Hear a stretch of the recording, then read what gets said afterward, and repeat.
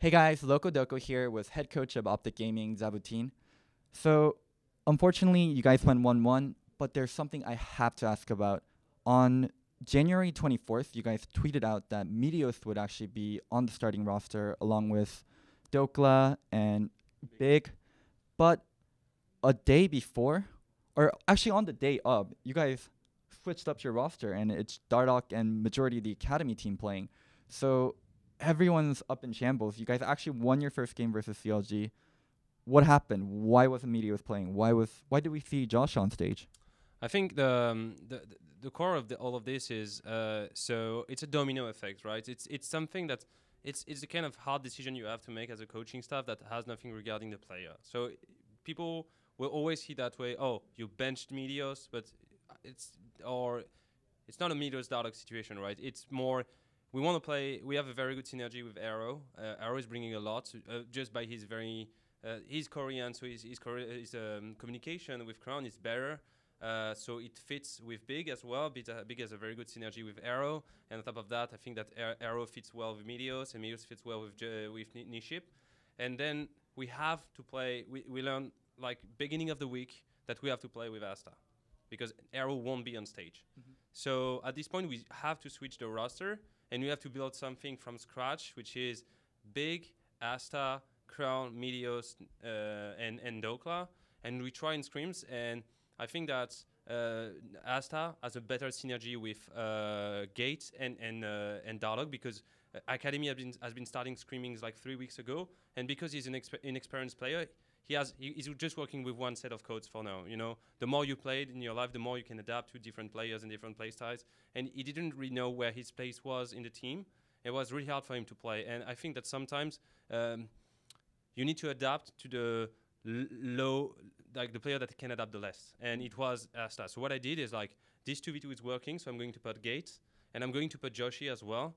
And as a side effect, I think that doesn't make sense to change almost all the players and not put Alorim with who they've been playing for 3.5 weeks and did really decent in scrims. So I just changed the whole team. It was a very hard decision, and I think it was very hard to tell the guys that were supposed to play, you're not going to play. But I think it was a positive decision at the end because I gave time to the guys and showed the academy guy that they can perform well.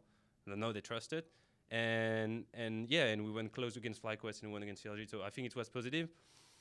It's not exactly what I would have done day one. That's why we actually communicated that Meteos would be playing alongside Dokla and Big, but we had to make this choice because it was the best team we could put during the weekend. Okay, so Meteos is a fan favorite jungler. He has tons of fans, been playing for a long time. And also, he's been very vocal about not enjoying getting benched on former teams where he said, I don't really like having an academy player under me. It feels like I'm helping someone take my spot. And he ended up getting benched. So the player-coach relationship is going to be extremely important. And to constantly have Meteos' buy-in is going to be extremely important. How are you going to handle all this, and what's it looking like on that end? I can ask you this question. Imagine that there is an asteroid falling on your company and there is nothing you can do about that, and you have a 19-hour player that gets thrown under the bus, having to play 2 matches in LCS. Mm-hmm. And for his wellness, you have to actively adapt and not play some games in LCS. Mm-hmm. Which kind of person you are if you're terribly mad about it, knowing it's not about you. Mm-hmm. It's absolutely not about you, right? It's just synergy-wise, it's the best things. Which kind of person you are if you're mad at it. And Meteos is not this kind of person. Mm-hmm. So I spoke with him. I'm pretty sure that things are fine. I understand he's disappointed not playing. I would be extremely disappointed. I'm extremely disappointed not to see him play. Mm-hmm. But I think it was the best decision we could make. And I think that if it breaks the relationship between coaching staff and players, I don't know what to say, right? Because it's not my decision, my former decision. It's the best decision that we could have made as an organization for this weekend, and has nothing. Nothing is personal. It's not even player oriented. Mm-hmm. So that's why I'm thinking. I mean, I completely agree with you on that. It's about the team, and it's about putting the team first and holding yourself and your own ego somewhat down and making sure your team can put up the best performance. But that's all in traditional sports, and in esports, it's very new, especially in North America, to even have subs that are realistically going to play in NALCS. I think Cloud9 is one of the only teams that's been able to successfully do it last year. So with the changes that's going to happen, it's going to be bumpy. do you have any way to kind of help that? And do you think we're going to see more of this in the future? I think that Korea has been doing it, China is doing it, Europe doing it less, but start doing it. I think that it's kind of it's kind of Darwinism from sports. It's either you adapt, either you die, right? Because I don't think that teams and management can afford spending extra energy, not focusing on actually improving and being better at the game, but dealing with egos and personas and fan base and stuff like that. So, like, people gave me shit for actually doing that, and I literally don't care. I don't have the time to care about that because I have 5 players that are going to play on stage, and this is my focus during the weekends, right? I don't care if like the Meteos fan are upset, or if Douglas fan are upset, or the Bigs fan are upset, right? It's just I don't have the time to care about that because I just don't have the time, and that's it. If you want to survive, like Bwipo shared time with Soaz. Was it handled the perfect way? I don't think it was because Soaz changed at the end of the year. But still, they went to World's Final. So what's the point? You need to make the best out of your team, and players have to understand the coach standpoint, and coach have to understand the player standpoint. But at the end of the day, performance is all that matters. That's how I think. So I was actually one of the naysayers when you guys picked up Crown due to Crown being an incredibly grindy player. 4K solo queue games played in the season where he went to both playoffs and also Worlds. Like, that's crazy. Most pros have averaged about 2K, 2.5K. Where North America is more about balance, more so than just grind. He played incredibly well this weekend. Could you walk us through the progress of picking up Crown and integrating into the team? I think that it was my biggest surprise. From what you see, you feel like Minho is extremely serious, very focusing on like his job, being kind of like angry all the time. And I see this guy coming for the first time, just landing at LAX, and is smiling all the time, making jokes, very easy to work with, very decent English. I think he's improving day after day. And the first thing I told him is like, I'm focusing on your happiness. I don't care about whatever you do on stage for the first year. Because you're already good. You're already great. There is no way. There's a question. People say Crown is washed up no matter what happened. I don't think that any Korean team did perform well last year at Worlds. But if you look at the big picture, he went back for the gauntlet, back-to-back Faker, Chovy, and BDD. And he still went to Worlds. This guy cannot be bad. That's no-brainer. So I think this was very skewed opinion from like the fan base, Reddit, the analysts to say that this guy is bad. I think that he needed change. And from what I've seen, he's fairly happy. And this is the only thing I'm investing on. Because he's already, I'd say, at least on par with the mid laners from NA for most of them. So he doesn't need to like grind 7,000 solo queue this year. He needs to adapt to the American way of being. He needs to be able to express his opinions, be able to short call, being able to have like an actual American life. And then we will move forward on how he needs to train and this kind of stuff. So right now it's just the adaptation phase. And I think that he really likes being in America. He really likes working in Optic. And I think that seeing the smile on his face, not even being upset after losing today, and saying, I came to him, I was like, how do you feel? I was like, that was a good try. And I think that's the biggest takeaway from this transfer is if you make the player happy, the performance just immediately switching to positive. So when you talk of Crown, you said the first year you're not going to have to worry. So obviously you mean there's going to be multiple years after that. Is he a long-term investment for you guys? Because often enough, teams will pick up Korean players, use them for a year, and then switch to a different Korean player or try to buy someone else from North America. What's your long-term plans with Crown? So Crown signed for 2 years, so at least for 2 years. I'm not planning on like parting ways with him. And if he wants to, because after 2 years spent in North America, maybe he wants to change. You know, he's pretty aged as a player, so maybe he wants just to retire, and we have to respect that.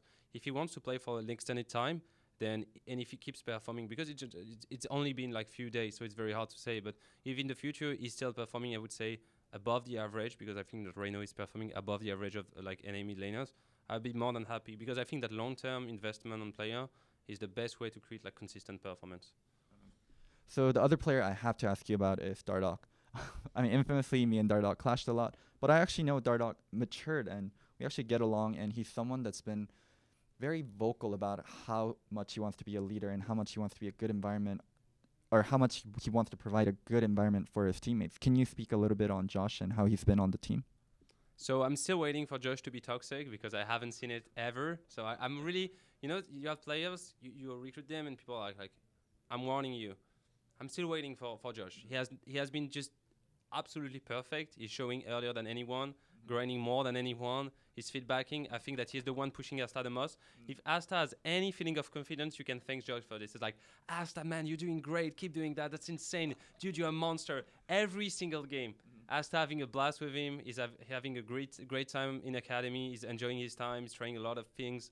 He's having a really good relation with Kublai as well. So I feel like Josh is just good vibes. I'd say it's just good vibes only. I haven't seen Josh. When he's upset, he's pretty fucking upset, yeah.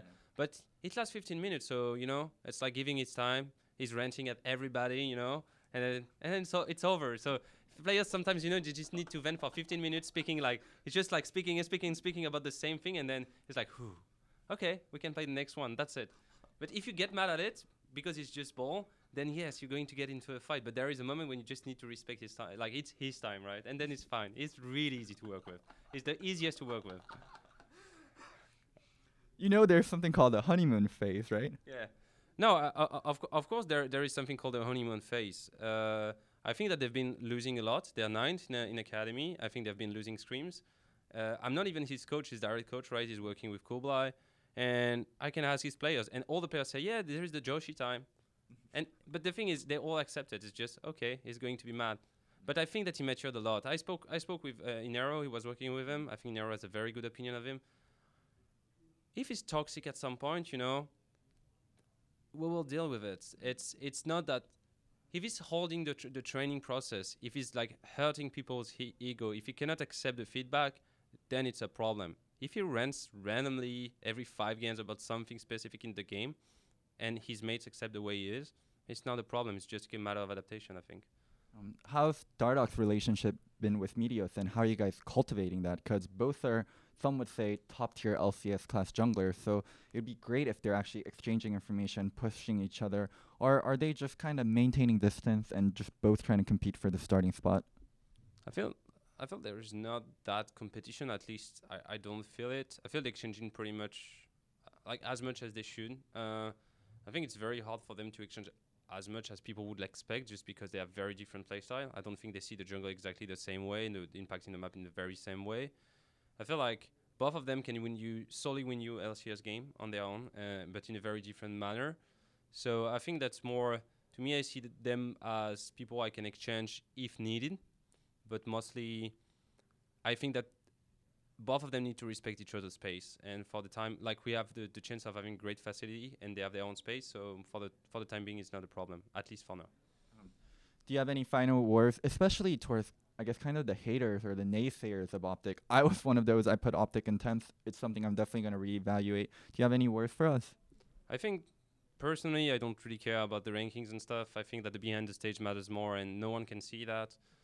Yes, if you see Crown as a OTP Malzahar washed up that doesn't play well, if you see Arrow as a ADC that cannot CS and just take pressure from enemy, and Big as a rookie, never proved a support, and you just take all these, I would say, shoutcaster storylines and you trust them, then yeah, obviously we're 10th. But the truth is FlyQuest is 2-0 and FlyQuest playing pretty damn great.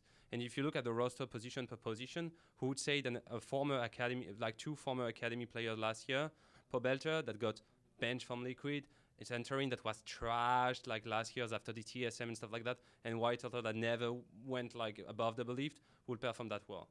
The thing is, Gabe is a really good coach. I think Cop is doing a good job as well. I think the mood is really good. I spoke with the guy, they're always smiling, and this is something that matters much more than like what the casters are saying. So bring it on. Just if you want to hate us, be creative. That's it. I want to laugh at your bad memes, right? If you want to hate on me, just don't insult me. Find a way to make me laugh at the same time. If I want to feel bad, I want to laugh and feel bad at the same time. That's what I think. All right. Thank you so much for doing the interview, Zaboutine. And if you guys enjoyed the coverage, don't forget to subscribe. Thank you so much to Low-Key Community for making this interview happen. If you guys want to support them, the link is going to be down in the bio.